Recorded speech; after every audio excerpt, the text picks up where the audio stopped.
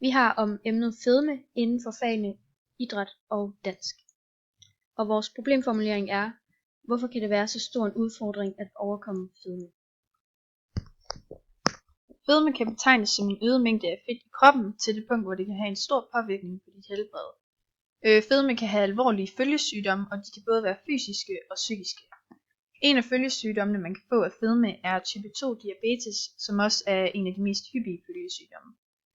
Fedme det fremkommer af ens kost og den balance, der er mellem det, man spiser og det, man forbrænder. Hvis man spiser mere end det, man forbrænder, vil man tabe på. Spiser man derimod mindre, end man forbrænder, vil man tabe sig. Fedme kan fremkomme af forskellige grunde, blandt andet at vi i dag bliver mindre aktive, end vi tidligere har været, og samtidig så har vores kostvaner ændret sig markant. Og BMI det står for Body Mass Index, og det angiver det forhold, der er imellem en persons højde og en persons vægt. Og nederst på billedet der ses et regneeksempel for en person, der vejer 75 kg og er 1,80 høj. Og der kan man så se, at personen har et BMI på 23. Og i skemaet kan man se, at personen er normalvægtig. Hvis man har et BMI, der ligger over 30, så bliver man kategoriseret som fed. Men det er vigtigt at vide, at et højtliggende eller et lavtliggende BMI ikke nødvendigvis angiver, at man er overvægtig eller undervægtig, da det er vigtigt at tage højde for personens køn, men også knoglebygning og muskelmasse. Og på grafen der kan man se antallet af der kan man se stigningen af antallet af overvægtige i Danmark fra 1987 til 2010. Og den røde søjle angiver befolkningen med BMI over 25, altså overvægtige, og den blå angiver befolkningen med BMI over 30, altså fede. Det er dit samlede energitab, som afgør, hvor meget du taber dig, så nogle gode idrætsaktiviteter er dem med det største energitab. De idrætsaktiviteter, som er bedst egnet, er en blanding af styrketræning og konditionstræning, fordi man skal have en variation i sin træning, så ens krop ikke bliver vant til det, man laver. Styrketræning det er essentielt, da du opbygger din muskelmasse, som giver et højere stofskifte. Og et eksempel på styrketræning er at lave cirkeltræning. Og i cirkeltræning skal de enkelte øvelser, som kunne være armbøjninger og squats og mavebøjninger, laves i et konstant tempo med korte pauser mellem øvelserne. Man kan justere sit program efter nogle uger for at øge sin centrale udholdenhed. Og derefter så kan man lave konditionstræning, som der findes to former for. Den ene er kontinuerlig træning, og den føles ikke så anstrengende, fordi man ikke skal belaste sin krop så meget på kort tid. Og der skal man for eksempel løbe eller cykle i konstant fart over en længere periode. Den anden form for konditionstræning er intervaltræning, hvor man belaster kroppen meget og derefter holder pause. Der belaster du kroppen meget i kort tid, hvor at man får pulsen op, som er hårdt for kroppen, hvorefter du holder pause, hvor pulsen falder igen. Og det er derfor, at intervaltræning er en effektiv måde at tage vægt på, fordi når man er ude at løbe, så tilpasser sin krop fordelingen af blodforsyning, så de indre organer ikke får så meget, hvorimod hjertet og musklerne, som man bruger mere, når man løber, får mere ilt fra blodet. Ens puls stiger, når man har ydet noget i noget tid, og så bliver pulsen så konstant, og der svarer iltforbruget så til ilttilførslen. Det er vigtigt at starte stille ud, når man skal træne, eftersom din krop ikke er vant til at yde på et højt niveau. Muskelmasse er noget, der skal opbygges først, og hvis du så har været inaktiv gennem en længere periode, så har du heller ikke nogen muskelmasse. Og det kan så resultere i, at man nedbryder i stedet for at opbygge muskelmasse.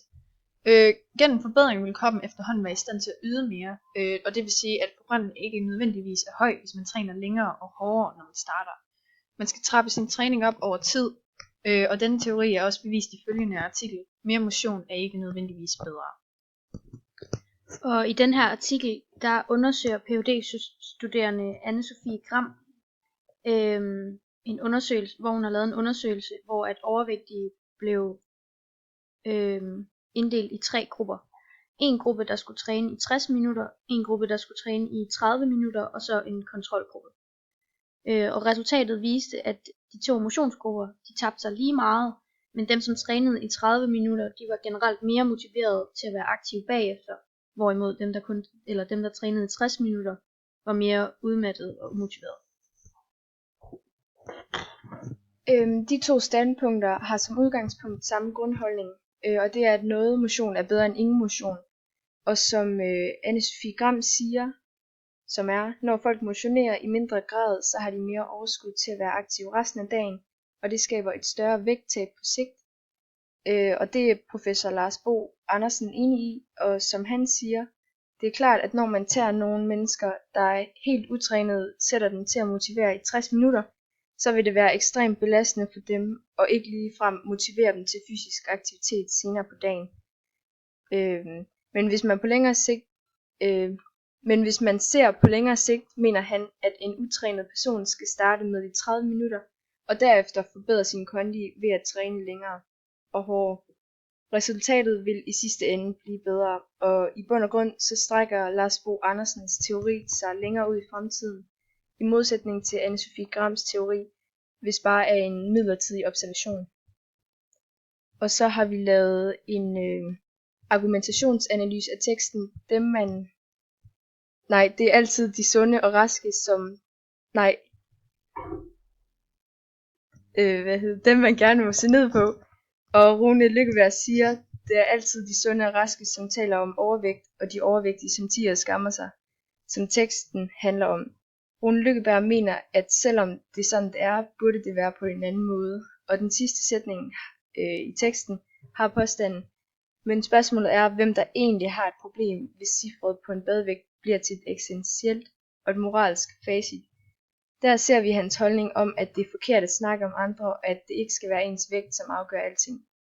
Påstanden i den sætning, det er, at det er de tynde, der har et problem. Belægget det er, fordi de tror, at det er vægten, der er det, der er afgørende, og underbelægget, det er eftersom det faktisk ikke er vægten, der afgør, hvordan man har det. Og i artiklen af Rune Lykkeberg,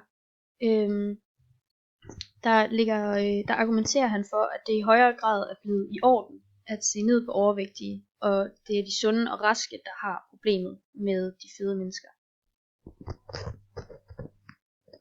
En grund til, at overvægtige kan blive set ned på, er også, at det er svært at skjule overvægtighed, fordi det er synligt. Folk de opbygger mange fordomme ud fra, hvad de ser. Mange forbinder fedme med mangel på kontrol. Det vil sige, at hvis du er overvægtig, viser det mangel på kontrol, fordi du ikke kan stoppe med at spise. Det kan være svært at komme ind på en arbejdsplads, hvis man fremstår som en, der har mangel på kontrol. Og det kan også ses i artiklen De fede er svage, dumme, fattige og dyre for samfundet, hvor at Kant Mærk Patrick Klein undersøger den stigmatisering, der er i forbindelse med overvægt. Og han understreger, at fedme i stigende grad ikke kun er et sundhedsproblem, men også et socialt problem, hvor folk bliver rigtig meget påvirket af medier og sociale medier, der giver folk ubevidst den indstilling, at det er okay at se ned på fede mennesker. Så tilbage til vores problemformulering. Hvorfor kan det være en stor udfordring at overkomme fedme? Med hensyn til artiklen mere motion er ikke nødvendigvis bedre, er det fordi de mister deres motivation, hvis de starter lige på med 60 minutters træning hver dag. De har ikke energi til års bagefter, så de er mindre aktive efter træningen. Man skal også forbrænde, hvad man spiser for at tabe sig, og det kan være hårdt, hvis man er vant til at spise meget og træne mindre. Det kan også være svært, hvis de ikke ved, hvordan man træner, så man taber sig bedst. Det er en udfordring, fordi det kan være svært at tilrettelægge det rigtige træningsprogram, og det kan medføre, at de mister motivationen til at tabe sig. De skal skabe variation i deres træning og starte ud, så de kan overkomme at være aktive resten af dagen. Så kan de trappe op på deres træning senere hen. En anden grund til, at det er en stor udfordring at overkomme fedme og tabe sig, er manglen på selvtillid og troen på sig selv. Og især når overvægtige konstant bliver set ned på, kan det sænke deres motivation, og derfor er det nemmere at bare lade være med at tænke over det, og så bare blive ved med at gøre, som man plejer.